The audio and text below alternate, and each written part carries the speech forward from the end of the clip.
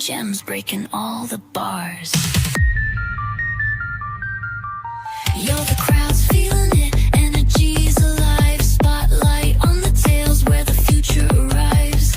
Bass in the air, every story's a spark.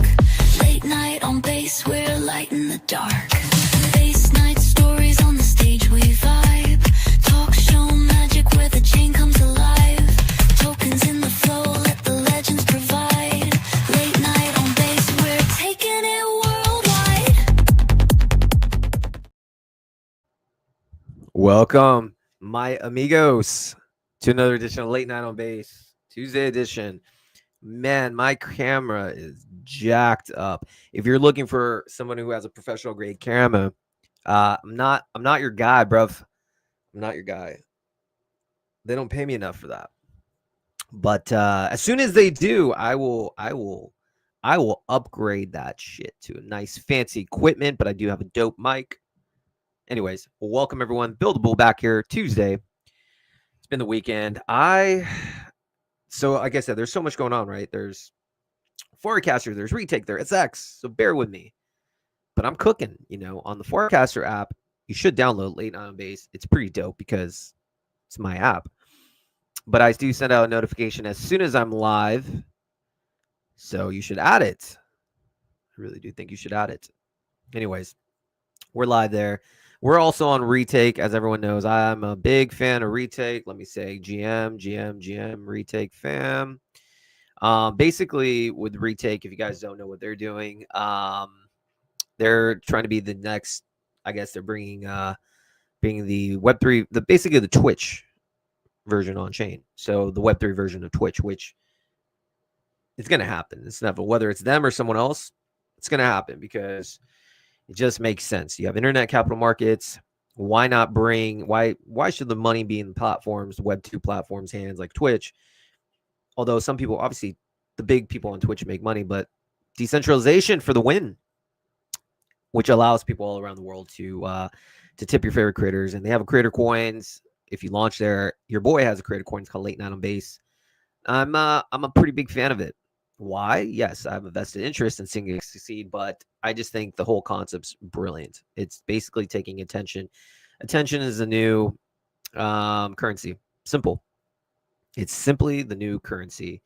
And so with Late Night on Bass, what I'm trying to do, and I think I just saw the statistics. I mean, there's a lot of Jeets this morning. I'm not gonna lie. A lot of people, I guess, were panic selling. I don't really know. I don't care about the short-term price, but I think I'm the top person on Retake, which is cool in the streaming meta. But I think this industry is primed for growth. I think gone are the days that people are going to pay KOLs like thousands of dollars for a tweet.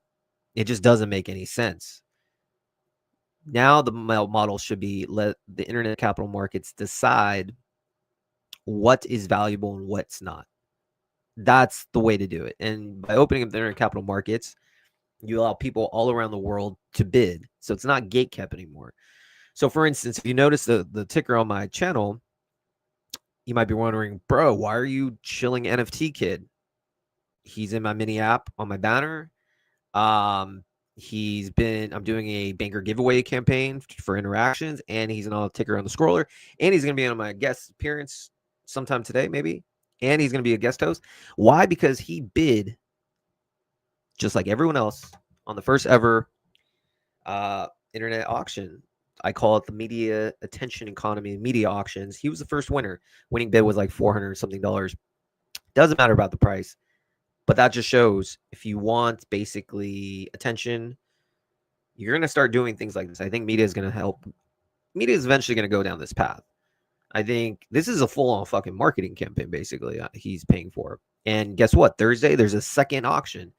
And if you want basically coverage that you won't get anywhere else, holler at your boy. It all helps the funnel, but basically I'm trying to experiment. So long story short, we're cooking. We got Bass Recon in the house, LFG. Oh, by the way, we have two dope guests today. We got Lucas from Pods and we got Zach.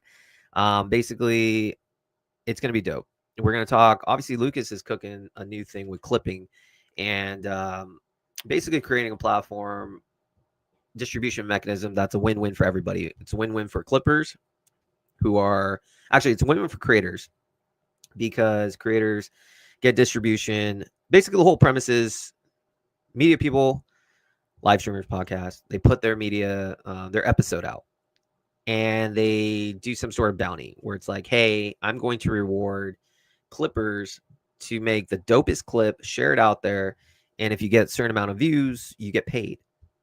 Win-win. Why? Well, clearly, if you're a media personality or you're live streamer or podcast, the name of the game is distribution. You want people to know your content. You want people to actually tune in. And getting people to tune in for like a 60-second clip or 60-minute interview or something is kind of hard. But you know what they will tune in for? A minute clip. That's why TikTok shorts are doing so well, why Instagram shorts are doing well. It's digestible content. So that's another thing too. If you're actually trying to do this seriously, you have to have clips. Like, I don't care who you are, you have to put out clips. It's the only way you're going to get new people to discover you. So what he's doing is you put it up there, then people around the world can earn money to make clips. And if you get a certain amount of views, you get paid. It's a beautiful situation. I'm definitely going to use it. We're going to go live on air. We're going to talk about that in 2 minutes. Sorch Cracker, LFG, love the name. Pretty cool PFP. It's a banana with a monkey. Pretty dope. I like bananas. Monkeys are adorable. Not much else to say. And by the way, guys, if you do want to chat more, go on to Retake. I want Retake to blow up. Yes, I have a vested interest because if Retake blows up, your point blows up. Let's go. Plus, I got a fat bag that I bought off the market. Zora market cap when is the name of the game. All right. So before we get into before we bring Lucas up, just brief news of the day. I think we need to talk about this fake taxi thing because that shit was weird, man. Like late last night. Hold on. Yeah, late last night, fake taxi just basically said peace, space, and then just went to Solana. I thought that was crazy. Good or bad? I don't know. I'd love to know your guys' thoughts. Shout out again to the over 280 people tuning in today. We need at least 1,000 people. I have a fucking streak. Let's keep it alive. Share this. Share it out there. I don't ask for much. But regardless, one person watching, 100 people watching, thousands, I don't care. The fake taxi was interesting individually news. They literally did not announce this. I think they turned off all the comments and they just like pieced and they migrated Solana. Interesting scenario. Like, what are your people's thoughts? Some people are really upset. Obviously, the token holders, I think there's like a 1-to-1 claim, so it doesn't really matter. I think you didn't really lose money. But I think their whole premise, though, is just the nature of it. You started on base and then you switch to Solana. I don't know. I've never invested in fake taxi. I don't really know much about them. Never spoken to them. But it's very interesting. This is probably one of the biggest news of the day. Love to know your guys' thoughts. On the one hand, they're saying it was gate kept from Zora, and they think the volume will be higher on Solana. And in a way, I guess they might be right. There's more degeneracy on Solana. And, a straight up porn company would probably do pretty good on Solana. But then it begs the question, like, what's your reason to be here? Like, you'll make money regardless, but are you trying to do something new? Like, Zora is eventually a model that I believe is going to do very well. It will take some time, though. I mean, there are some coins out there that's doing 20 million. I don't know.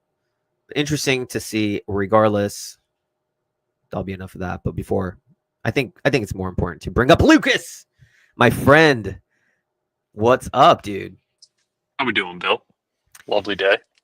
Are you in a fellow WeWork also? I am. I'm in a co-working space. It's not a WeWork, but Okay. Similar concept. similar vein. Trump's Yeah. alive. Hey, That was a whole weekend of everyone thought he was dead, and he's alive. I know, right? There were some Trump Crazy. coins that were just like, pumping, and I was just like, it's not gonna happen. He's alive. He's Yeah. alive. The market would have front ran that shit so fast. Trump Oh yeah, coin would have that one's a tough one to keep under the rug. That one is a tough one. But anyways, Lucas, always a pleasure. Have you on the show many times. For those that don't know, Lucas has created pods.media, the number one, not number two, not number three, the number one media distribution for podcasts. And today, Lucas, you're cooking some new news. So why don't you take it away? What is the new news that you're delivering? Yeah. So about 2 months ago, we had shipped like a lot of upgrades to pods. We felt really happy with it. And we decided to take a little bit of a step back and was like, okay, if we were to rebuild this from the ground up, what would we be focusing on or what would we be doing differently? And one of the main things that we kind of locked in on is we have a ton of podcasts on pods today, minting their podcasts. And you know, some of them have a smaller audience, and in reality, a lot of them would rather, if they have an audience of 100 people, they'd rather grow that to 10,000 people than monetize $10 to $20 on every single episode, right? I think that's pretty straightforward. And more specifically, like monetization is really just downstream of distribution. If you have a massive audience, if you have eyeballs, you have no problem monetizing. So really, the focus is like, okay, how can we leverage on-chain mechanisms to drive distribution and growth and virality to creators. And through that, if you're thinking about podcasts, how do you grow a podcast today? And that's around clips and short form content and posting clips to TikTok and posting it to X, to Instagram, kind of everywhere. So really the thinking was, how can we incentivize people to clip your content and post it for you? By leveraging on-chain incentives or on-chain payments directly. So this was what we built over the past few months, was this way for any podcast or really any brand or live stream or any creator to come in, incentivize a campaign, to have an army of people to clip their content and post it to any major Web2 platform, whether it is TikTok, Instagram, X, YouTube, even Farcaster. So that was kind of the main thinking, was like, how can we help all of our podcasts, the 150, 200 podcasts that we have publishing to pods today? How can we help them grow their audience? How can we grow them to 10,000 people? And clips is really the main mechanism there. So yeah, it's a really interesting platform. And I think it's actually very symbiotic in the sense of people are using pods to monetize today, and then they can recycle that money that they make on pods into further growth, right? Into these clipping campaigns. And yeah, I'll pause there. I know that there's a lot to talk about with this, but really the thinking is here is like, you set up a budget, you set a CPM of what you are willing to pay for every 1,000 views. So I'm willing to pay $5 for every 1,000 views that you get on like TikTok. And then you go ahead and you submit that video. The creator approves and rejects that submission. Assuming, the quality's there, it's not like botted or something, and people get paid out based on that CPM and the number of views that they get. So if you have an eye for, really hot moments, hot viral moments, you can kind of get paid for that upside and finding them and posting them yourself. A lot to unpack there. A lot to unpack. Number one question, though, before we discuss why this is a brilliant concept, is this open to all creators on pods? Yes, it's open really to anyone. The onboarding is still a little bit manual in the sense of like, you kind of have to go through us in order to get your campaign live.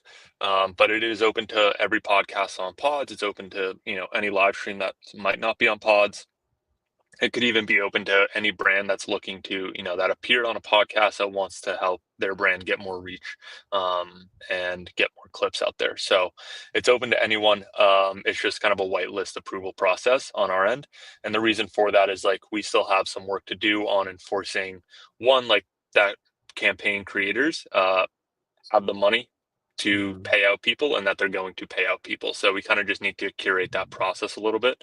But ultimately, yeah, this allows anyone to come in and incentivize an army of people to clip their content. Yeah, so let's unpack this. And I was briefly touching about this in the opening monologue. I'm firmly of the camp that believes if you are doing any sort of media in crypto, whether it's a podcast, whether it's a live stream, you have to clip your episodes. You have to get someone to clip your episodes. You don't need to do it yourself, but you need to spread the message, because you cannot expect people to tune into a 60-minute interview and expect the whole world to give a fuck, to be honest. If you don't bring in new people, you'll have your core audience that's going to absolutely love you. Sure. But we live in such a short-term attention economy that, like, if you don't produce 60-second clips, forget about it. Mm-hmm. So my thinking is, Lucas, you're onto something for a couple of reasons. not every creator wants to make clips. It's kind of a pain in the ass, to be honest with you. It's a lot of work. Most people like myself hate it. Like, I'm not good at editing. Can I Hmm. figure it out? Sure. But would I rather spend my time elsewhere? Yes. So there's two things I'm thinking. Number one, I think clipping is going to be one of the most in-demand jobs in the next year because I believe podcasting and live streams are only going to go up, a number go up. There's guys like Jack, who's Thread Guy's clipper, who's blown up. You know Jack at all, Lucas? Yeah, we've been following his work, and one of the people that like we're modeling this after. Yeah. Um, but I agree with you in that clips are going to be, one of the highest in demand jobs. I think it's like almost the new Uber drivers, right? It's gig economy work where you can be paid online. You don't actually have to drive people around. You can just kind of sit at your laptop or on your phone, listen to a podcast, find a hot moment, create that clip, post it, and then you get paid based on that upside or those views. So there's a handful of other platforms working on this. We feel like we have an edge in certain areas here, but clipping is like a massive market. I don't think short form content is going anywhere. No. And I think ultimately, yeah, clips are the name of the game right now, and short form content UGC is the name of the game on how you grow in today's age. So, Yeah, it's the name of the game. It's a game that those that spot trends like Jack are going to do very well. So here's the thing. Not only is it a gig demand, it's something that, like, if you're a streamer, you might be thinking, oh, I could just use an AI clip. Like, I'm telling you right now, there's a huge difference between an AI clip and a human actually clipping it. I have my own clipper now. I'm taking this shit seriously. My live streams are for late night on base. I'm literally putting it in. I hired a clipper. Now, not only did I hire a clipper, though, I'm going to go one step further. So, say you don't hire a clipper, you just want your brand out there. Go onto here, put a budget, and then you have people all around the world that are able to see this and try to clip and try to make money. You look at places around the world, $1,000 budget, even if they make like $10, $100, that's sometimes more than a couple weeks worth of work for being at their house. So what I'm going to do, so I think there's going to be a huge market for it. And I think you're positioned very well, Lucas, because you are that platform for podcasts straight up. You have that locked. I believe live streams, I think retake will take, hopefully, but I think podcasts far beyond, you're in the number one. So there's going to be a lot of mind share on that. So let's look at the process. And actually, what I'm going to do is once this stream is done, give it by later tonight, I'm going to create an ad campaign, a budget, I guess. And so what I'll do is I will upload. Tell me if this is the right process, Lucas. You mhm. upload the clip as a creator. You upload the clip into like a Google Drive. I kind of saw what some other people did, and then you Mhm. create the bid parameters, and then let the public access it. Yep, pretty much. So you just go ahead. You can do this from the dashboard that you have on the left there, but you just go ahead. You set, your campaign. Pretty straightforward. Set the title, your total budget that you're willing to pay for, the CPM. So how much you're willing to pay per 1,000 views, and then from there you can just set the guidelines. So like, hey, tag us on Farcast or tag us on YouTube, whatever it is. Make sure you include the logo, something like that. And then from there, you can upload a Google Drive link, a publicly viewable Google Drive link with the full stream, or even if you already have pre-made clips, just to help with quality. You can do that and just provide those for people, and then from there, you just select whatever platforms you're willing to post on. You want those videos to be posted on, so whether it's YouTube, TikTok, Instagram, X, Farcaster. We also want to support the base app pretty soon here. Sure. So yeah, I think one of the cool things here is like, one of the big things is like, how can we leverage on-chain incentives, on-chain payments, and drive off-chain growth in like Web2? And I think that's kind of the coolest part about this platform is that you pay someone on-chain and they're helping you grow on TikTok or helping you grow on YouTube or Instagram or anything like that. And just creating that bridge as a whole, I think is maybe the most intriguing part about this product. Yeah. So let's look at what Rachel's done. So like I said, I think this is going to be big, and I think as media, this is just how we consume media. One question though, I know I asked you privately, but Mhm. when people are creating this campaign, obviously campaign title, the total budget, how much you want to put, rate per views, how much money they make per views, minimum platform score required to submit. What is Yep. that?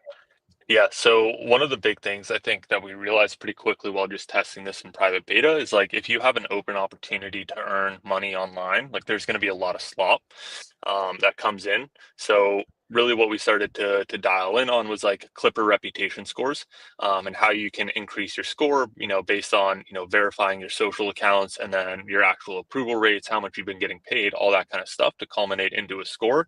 So, from here you can actually just select, hey, I only want the top level clippers in the world to, the diamond people, to be able to submit links to us. And that's kind of just like your filtering system.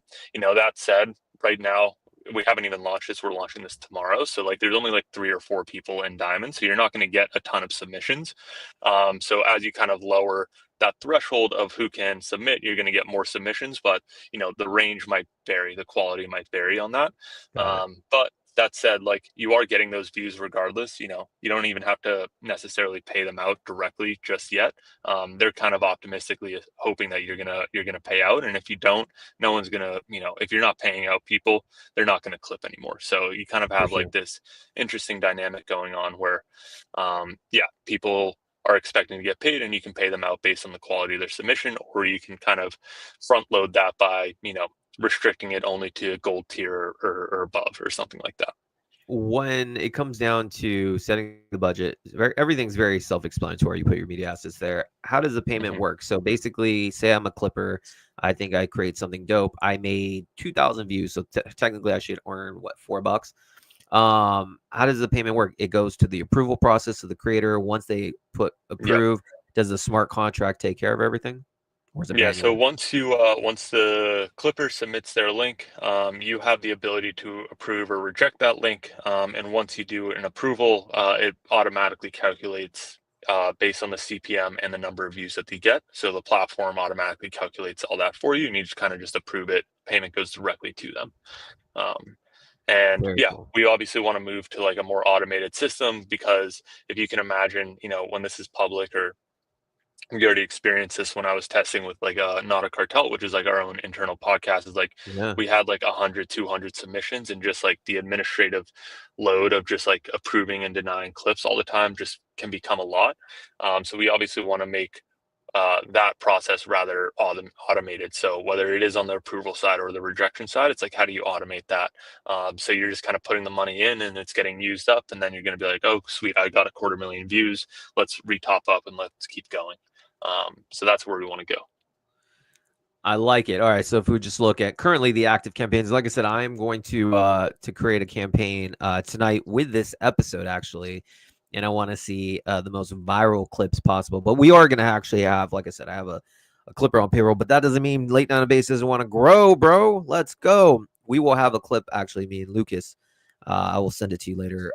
Created just on its own because we got to Zora that. And like I said, if you're a creator, use the flywheel, get distribution, make a dope interview, live stream, whatever, get a clip made, do this earn campaign, get the word out there throughout Twitter, Farcast, or whatever, and then take one of those clips that you think is a banger, put it onto Zora, get more distribution that way in the Zora community. And there you go. Rise the Yep. Zora rankings, you know what I'm saying? So, all right, so real quick, let's just see a couple active ones. You have, let's see, you have this person, Yeah, views on this is crypto, Blake Context from Boys Club, doing 1K. a $1,000 budget. We have Boom. Building in Public, Connor Lovely, who's the man, running another campaign. We have a handful of others. The Roll Up TV has a small one that they're testing out right now. Very cool. Optimism Show, Good News Is, and we should have a handful more over the next 24 hours as we kind of roll this out. So yeah, expect more and more campaigns, and expect those like budgets to increase as uh, these campaigns get filled. Yeah, and if you guys notice, people have been getting paid. You know, Mhm. Rachel 46.95 has been paid, 44.78. It seems very simple. If you want to make money and say you enjoy clipping, why not give it a shot? It's basically free. Very, very cool. What do you think? Let me ask you this, Lucas, before I let you go. What do you think 6 months from now? How big do you think clipping is going to be? And how big do you think podcasts and live streams are going to be 6 months from now? Are we on a linear scale of even getting stronger and stronger?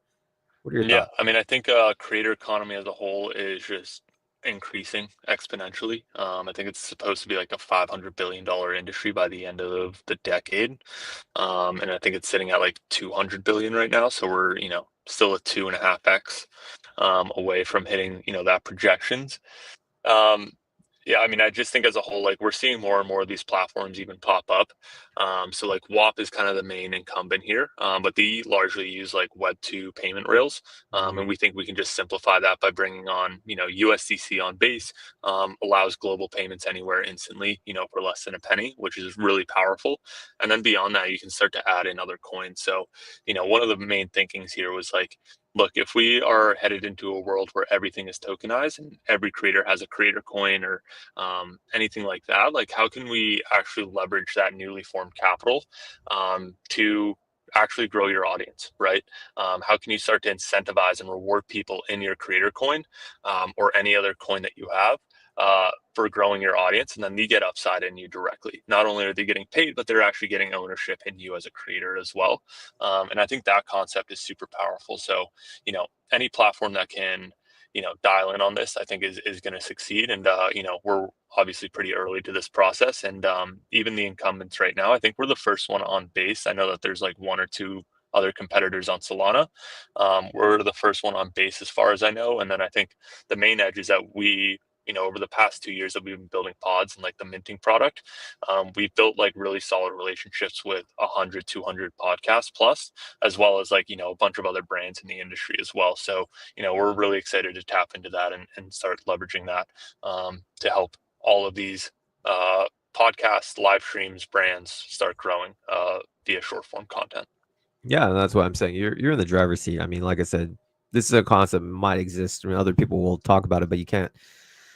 Your moat is strong. You can't just be like, all right, I'm going to create this, but you have the connections, you have the mind share. You've been at this for a while. My last question to you before I let you go, Lucas, is I don't know if you briefly touched on it, but creator coins itself, there's a massive opportunity. Those on Zora have their own coin.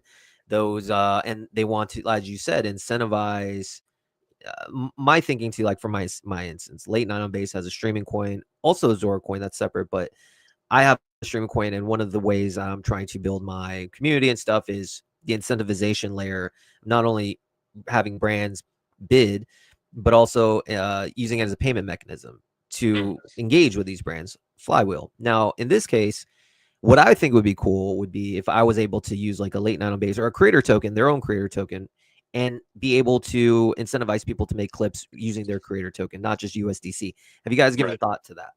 Yeah, I think that's kind of what I was saying is that like how can you leverage your creator coin to pay out for clips and create pay out people for creating clips of your content, right?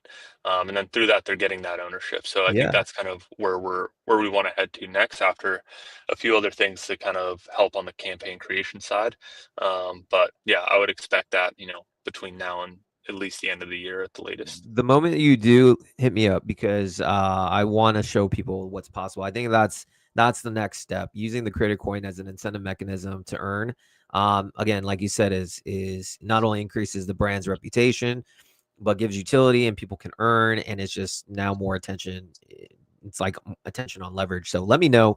But later today, I will be putting up this clip, and let's see what the world cooks, shall we? Absolutely. Stoked to see this campaign live.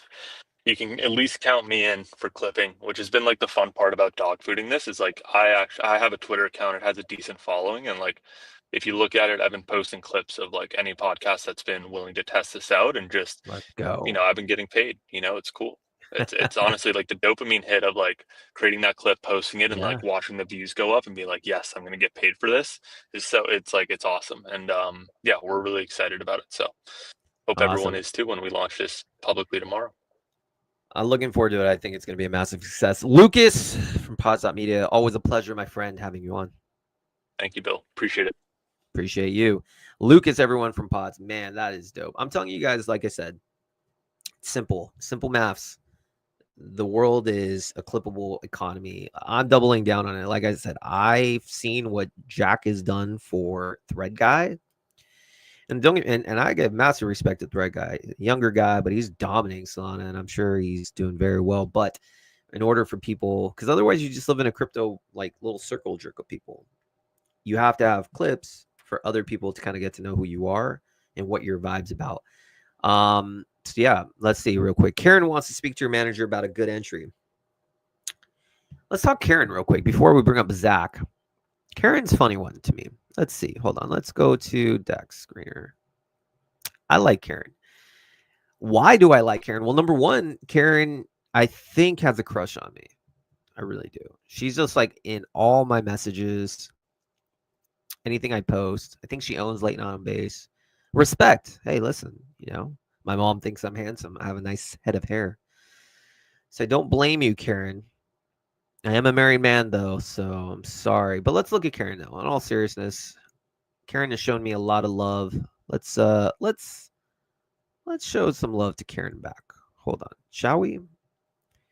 1 second. All right. So let's see.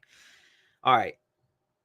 New projects on base, there's always some risk, but you know what? Like, one of the things that I always like though about newer projects, or not, I shouldn't say about newer projects, just in projects in general, that you always have to watch out for is, are they active? Are they a part of the community? There's always risk, right? There's always risk. This thing launched in 26. It's an 8-day, by the way. I don't know if you're into numerology, but that's pretty good. But the biggest thing is with any new project, because we're all in the trenches, right? We all want the next, 10 million runner. I like Karen a lot. And the reason is a lot of the fake coins, and none of the coins are really getting volume these days because right now the market's bleeding. But Karen I like because they're just active as fuck.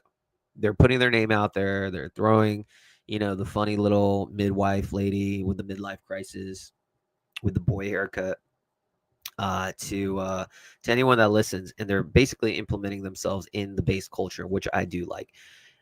I like it. I think what is this, like 100K market cap, similar to Late Night on Base. I like it. I'm a fan of Karen. I do not want to see though this price drop below here, though. I'll be honest with you. If we drop below whatever, what is this? Sorry, Karen, don't tell them. Yeah, if we go like to 70K market cap, I would not be bullish on that. But right now, this thing looks good, and all it takes is a little volume on base, and this thing flies. So I think there's so many low cap coins on base that are just prime for growth. So I do like Karen. Again, sorry, Bay, I will not be sleeping with you. Another one I like, and we'll get Zach on, is Ski Mask. I'm telling you guys, Ski Mask. I think the Senator just bought, and I think that Brian Jung guy just bought. Let's go. Base memes are going to pop at some point, man. They are going to pop at some point. I do not see a world in which these base memes don't pop. I know it's frustrating, yes, but this is just a test run. At some point, this thing is going to run. This has been a year. Maybe in December, this thing just goes Yahtzee to like 5 billion market cap. I don't know, but this is just beautiful. You just got to have patience on base. It's pretty much what it comes down to. And of course, you got to have patience on Late Night on Base. I mean, how can you fade me? But in all honesty, I don't really care if people want to please do. I posted a tweet the other day, and it was just like, sell me all your Late Night on Base between 50K and 100K and fuck off. And that still stands. A lot of cool updates. Again, if you guys do believe attention is the new currency, this is, I don't know, man, not financial advice, but your boy ain't selling. I'm not fucking selling. At least not until like 50, 100 million. Let's go. My brand is tied to this. And I believe what I'm doing is actually a category meta. So you should check it out. But without further ado, let's bring up the next guy. Our next guest, the one, the only, is Zach Guzman from Coinage. How are you doing, bro? What's up, Bill? Good to see you, man. Thanks for having me on. Pleasure, man. I wanted, it's funny because I'm at a stage now where it's like, okay, new people have never really had a, prior relationship with. I actually just, I only make sure, because I do these like auctions now, weekly auctions for the sponsorship. If you want to get into, I'm eventually going to be turning it into, you want to get a spot on the show, you got to pay in the auction, highest internet capital markets for the win. But with you, I've never met you before, but I have a lot of respect for you, sir. Hey, and when I saw you in the we're in like a Docker group. Docker's invested you, and I've seen some of your work, and I know how much time and effort that takes. I wanted to meet you, so I wanted to invite you on, and vibe with you, sir. Yo, thank you very much. I appreciate that. That means a lot. I think anyone in the content game knows that it's not easy. So Nah, I not got at a lot all. of respect for anybody doing it or anywhere. And yeah, it's been.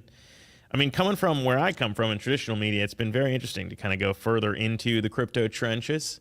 But I think it's really cool what you're doing. Auctions, we're also looking at something like that. I think the whole space, the whole like business of media and attention moving on chain is super exciting. So I'm Absolutely. happy to be here. Well, let's talk. We'll talk about coinage and stuff, but I think I want my viewers to kind of like get to know you a little bit more. Like I said, on my show, we do things differently. I want to highlight the project, of course, but I kind of want to know the person behind the mic because I think that's important, especially on base. So just talk to us. I know you said you came from a traditional media background and now into the crypto world. So tell us about that. Like, what brought you into the media world to start? Yeah. So, I mean, I guess I'm now over a decade in the media game. So, started at CNBC and went to Yahoo Finance after that, where I was an anchor. But the whole idea was, growing up, I know Jim Cramer gets a lot of shit, but growing up, I actually watched a lot of CNBC, and the idea of like educating and the idea of like the crowd and what that could mean in terms of like retail investors, at least closing some of the gap. We all know we're playing at a little bit of a disadvantage, but I think it was kind of that sparked the idea of creating media that could help people trade together. And from there, when crypto exploded the first time around, when I was at CNBC, I was floating the idea of doing a crypto show, and I got laughed out of the room. Everyone's like, crypto's not going to be a thing. And I was like, all right. Even though I saw a lot of interest in it, I was like, nah, I think that this is something that we should do. And, fast forward to Constitution DAO happening. And that's kind of where it all clicked for me. It was just like, all right, this is no longer just like investing. This is now like co-ownership online. And we started to see, I think, with NFTs, a lot of like flywheels being built online. And that's where I was like, all right, I got to quit my job. And it was a dream job. I got to interview a lot of cool Yeah. people. Shaq came on my show when I was at Wow. Yahoo, a lot of like CEOs. But I was just like, look, there's a new internet being born out there where people can co-own things together, crowdfund, pool resources, and then Yeah. have incentives to share things like you were just talking about with Lucas. So that's kind of where the idea for Coinage came about. And yeah, we're on year 3. It's been going well. And we can get into why I think it's cool, but really the idea was, can we create a show that people can co-own with us? So can they mint an NFT, become a co-owner, and earn, as we've kind of unlocked here in the U.S., a path to patronage dividends, and that's kind of like what Coinage is known for. Is you buy Yeah. an NFT, you own a chunk of us, equal chunks, the same amount as I own, as everybody else owns, and we kind of steer things together. And so that's where the idea came from, and where we're at now. Yeah, so I mean, obviously, it took a huge leap of faith to go from a dream job interviewing top CEOs, celebrities like Shaq, into those wild, wild west of crypto. So obviously, you have the conviction. All right, so before we were talking about the model of coinage of the DAO, how did the whole thought process go behind coinage? Like, what was the aha moment thinking that like we need to make this as a community-owned Web3 media outlet versus let's just create our own Web3? Why the community aspect? Yeah, I think. Well, I mean, I think we've finally gotten there. The idea at the time was, hey, eventually people are going to want more than just kind of like speculation, right? Like people want to own things, and people want like the idea of what they own to be tied to something of value, right? So like it's the same reason why people kind of buy stocks is, hey, this is something of value, but as we all know, a lot of what happens with stocks is rigged.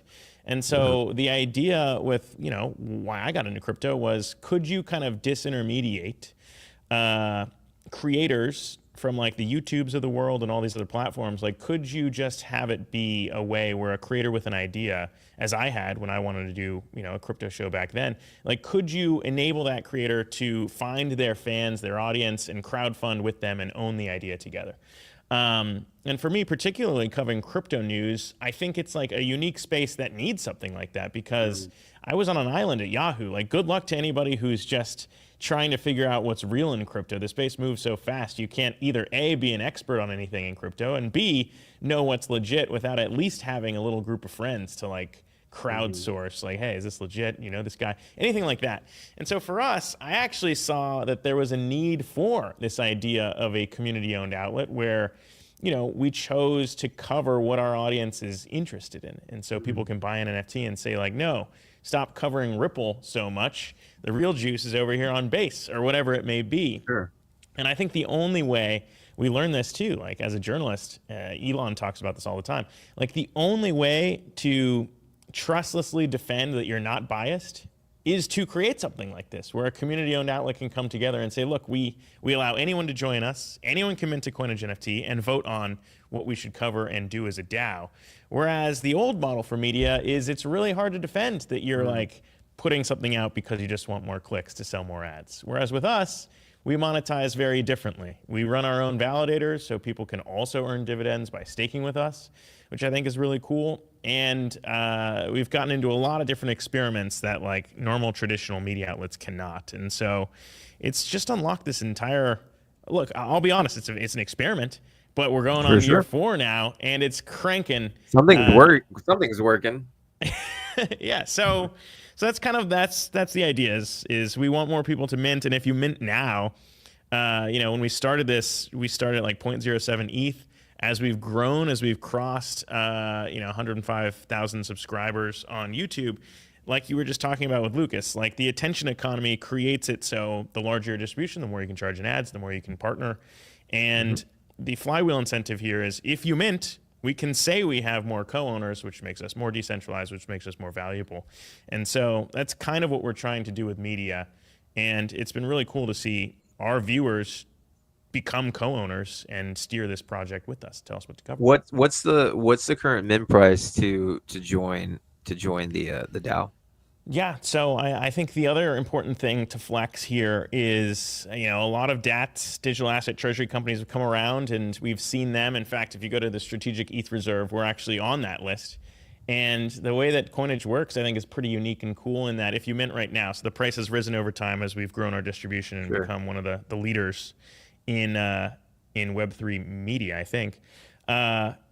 If you mint now, it's 0.25 ETH, so that price has risen over time. But I think the thing to point out with that is all of the ETH that people use to mint goes into the DAO. We haven't touched any of that since we've launched, so you can see the 101 ETH treasury that's there.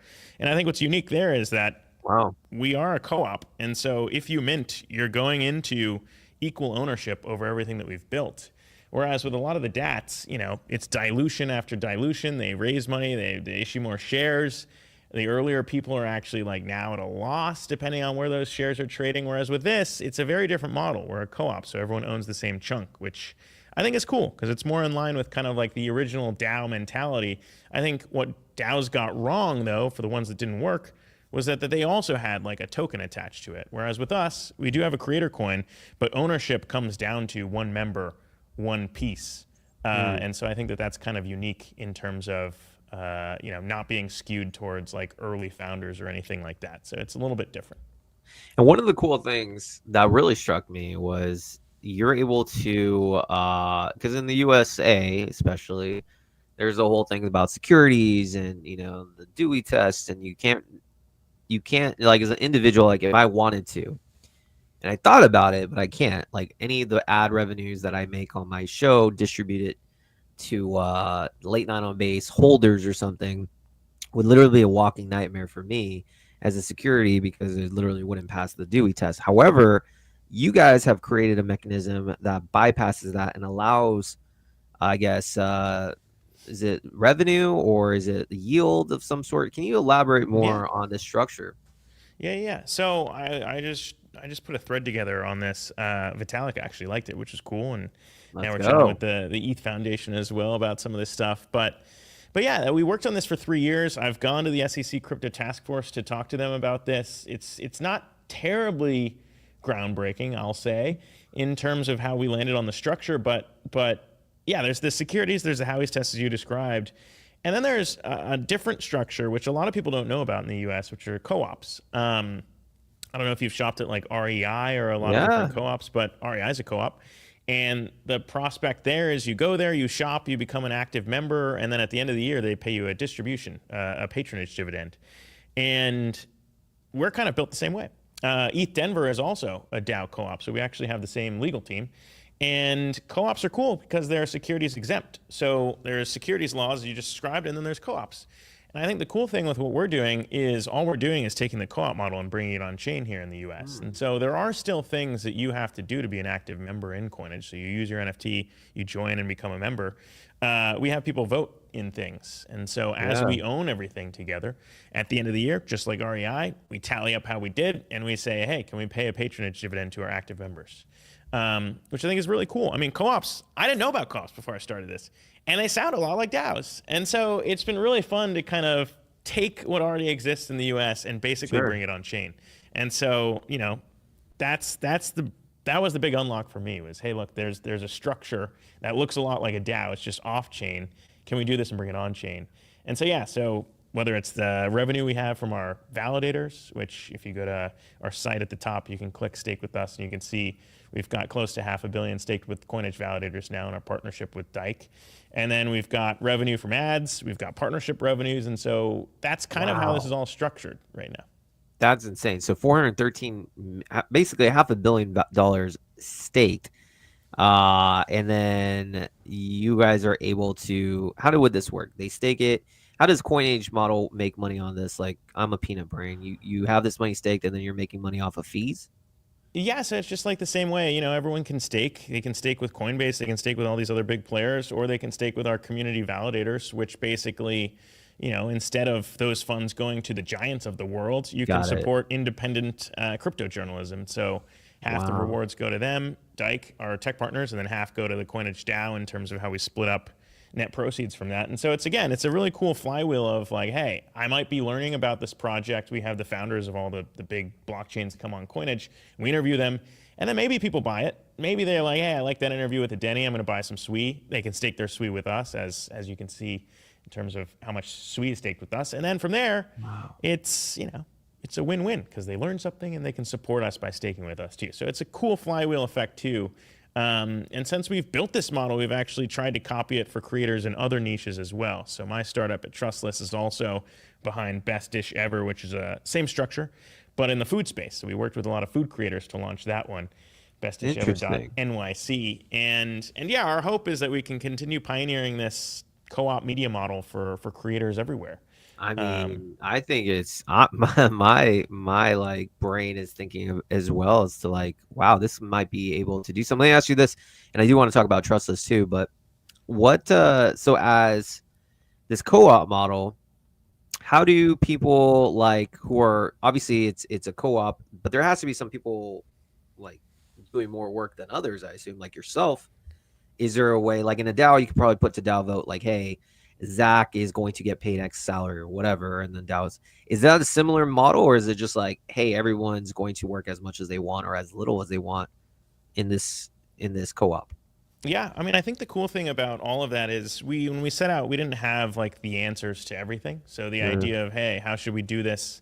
That can change over time. Like, you know, bylaws for co-ops change all the time. I think the one cool thing, again, getting back to the one member, one vote mentality, is that like it is egalitarian in the sense of, I know a lot of DAOs are usually like, hey, if you're the founding team, you have all the tokens or have all the say. What happened for us as a DAO is you need to elect a governance board. And as it happened, you know, we actually nominated a board that were just people who were, you know, early minters, but in our token gated Telegram, who had an interest and wanted to join the board. And everyone got elected. Again, we held these votes on Snapshot. It's all on chain. And now they're the board. And so it's kind of cool to see like governance, you know, play out the way that I think a lot of people had hoped DAOs worked. But like all of that can be changed, right? And so I haven't taken a salary yet from Coinage. You know, my hope is that we can continue to grow this and become even larger before I would. But I think that that's kind of the way that we wanted to launch. So Trustless is my startup, and that's kind of where we raised to like help get this off the ground and figure out how this will work before we hope to scale again with a bunch of other creators. And now, to your point, I think now that we have a new SEC and this idea of experimentation is being fostered here in the US, I think we've seen a lot more creators come to us and say, hey, we want to do what Coinage has done. We want to figure out a way, kind of like what Zora is trying to do right now with Creator Coins. Yeah. Like we want to figure out a way to where our viewers can become co-owners, can support us, and then also if we grow, do well. And so you were just talking about Lucas and the idea of kind of incentivizing clipping. Like you could do that at the clip level and pay someone for exactly how much they're generating in terms of impressions. Or you could just have someone be like, hey, I am a part owner in this media brand, so I want to see their clip shared anyways. And it's a very similar concept of like, hey, how do you incentivize things? Our tack and like our approach is more built around like if you let a viewer become a co-owner, maybe they just naturally want to kind of share your clips versus someone else's. But I think both ways are cool. I actually kind of now want to hop on pods with Lucas now because we were earlier and now I got to play catch up. But my point is there's a lot of different levers here in like the Web3 media landscape. And I just think that people are desperate for ownership that is more fair. And that's kind of why we launched this the way that we did is you can even go look right now. I mean, Coinage on the strategic ETH reserve site, it's 101 ETH, and that is just the ETH that we've brought in through mints, and we haven't touched it in 3 years, and it's still there. And so I think that that's a cool way to just be like, all right, now if you want to mint, you can put your 0.25 ETH, become a co-owner, and you own the same chunk of Coinage as all the other holders. But now, Coinage being 3 years into this, having established ourselves, having won a Cebu Award along with Bloomberg and Reuters and all the other big media outlets, like people know us. And I think that's cool. So that was the idea. Beyond cool, my friend, beyond cool. Which is thank you. I love the innovation. Like I said, what I'm doing with my creator coin, and I'll definitely talk to you off air at some point too. Like it's all about innovation, and like we're in a space that's kind of like super new, and I believe you believe. Pretty much everyone in this listening probably believes that obviously crypto and the way things are done, the old school legacy models are going to be broken. They are broken. And it's only a matter of time before these new implementations like what you're doing, creator coins, streaming coins, whatever, that's going to be the next push up. And so for those taking chances and just cooking, as I like to say, I got, like I said, massive respect. Talk to me about trustless media. We'll wrap things up in a few minutes. But so obviously Coinage is one thing. Now you have trustless media. What is all that about? Yeah, so it's just, I mean, like you said, and what you've been experimenting with, I think is really cool because the idea of like ad space being auctioned off is something that like is not terribly new either. But like if you can do it on chain, it becomes way more efficient, right? And so like for us, trustless is all about kind of pioneering. How do you actually build these things? And so that was kind of. By the way, it's not just ad space. Basically, ad space is just one thing, but actually guest appearances and sponsoring the show. And so it's basically like a full-on marketing campaign. Like I said, NFT Kid, the first auction was like for $440 or whatever. I don't know. It was the first one. Yeah. But not only, it's not just like, hey, here's an ad. It's a full-on marketing campaign where it's like, we do an incentivization campaign through Banker to interact with his company, for sure. Media sponsor for 4 shows, guest host appearance, and 2 Zora clips. So that's like the future of things that are going to the next level. Yeah. No, I mean, I think you deserve a lot of props for the way that you've built it out. I was talking more about kind of like what we're going to be experimenting with in terms of the idea of tokenizing ad space for our creators. But the idea of like tools like that are kind of where Trustless is built around is like, okay, we've done this with Coinage. Can we do this for other creators? And I think, part of where I think this space can go and what I think is really cool is like, we crossed 100. The thing behind me is the Silver YouTube Creator Award. So when you cross 100,000 subscribers, you get that thing. You can't buy it, but it definitely has value for a lot of independent creators. And it dawned on me, I was like, okay, cool. That might be something that could be tokenized. I don't know what that would look like, but what if we did it? And so we tokenized our Play Button Award and totally tweeted it out. We did it on Solana, but there's no reason it couldn't be on Base. It was just before we dug into Base and launched our creator coin. But the concept there is that we burn those tokens every month based on how many views we get. And I say that because I think it's a pretty cool example of another flywheel in terms of, hey, watch our stuff, we burn this token. That can basically separate the value engine of value accrual and give that back to the creator while also letting them still produce content on the platforms that we know we need to use for distribution. And so it kind of disintermediates these platforms from the relationship between a content creator and their fans. And I think that experiments like those are going to be really cool to see in Web3. And that's kind of why we did it. And as we've done it, the coin's been trading. And on Creator Coins, I think what Zora is doing is also very interesting because it's the same kind of concept of, hey, you've created this relationship between the people who consume your content, and what can you use that Creator Coin for? And so I can't say anything yet, but we're looking to do some things with our Creator Coin as well when it comes to plugging it into everything that we've built to continue that flywheel. Because if you think about what we built, and I guess this answers your question about like why trustless, like what Sailor is doing for strategy is kind of the impetus of what we want to do for the creator economy, the attention economy. And like everything you said, I agree with 100%. There are going to be new ways to monetize, new ways to do all these things. I think at the heart of it, though, like the most powerful thing is that connection between the people who you've gotten to follow you and your content and you. And I think that's probably why Zora pivoted a little bit from like content coins to creator coins, because it's the creator that you have a connection with, not necessarily like the content specific itself. It's how we monetize.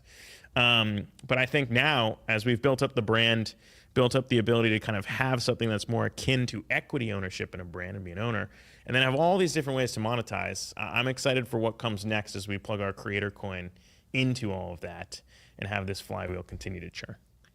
I knew it was a good idea to get you on the stream, my friend. I knew it. I was like, I need to meet Zach free of charge. Please, sir, come on the show. And I'm like, no, but seriously, in all seriousness, I think it's so unique and so like truly honorable for you to literally drop your lucrative career.